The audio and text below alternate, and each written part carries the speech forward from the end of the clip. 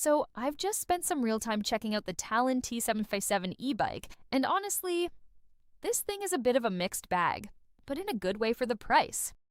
First off, you're getting a 750W rear hub motor, and it actually feels strong.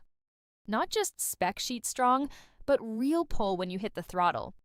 It can push close to 28-32 PR depending on mode, which is pretty wild for a budget fat tire bike. Now the ride?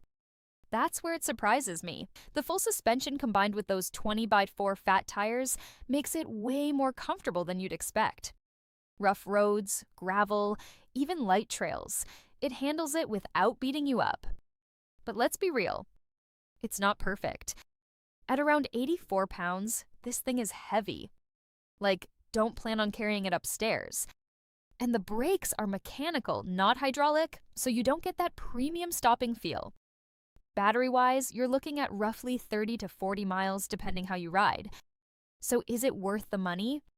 If you want a fun, powerful, moped-style e-bike and you don't care about weight or premium parts, yeah, it actually is.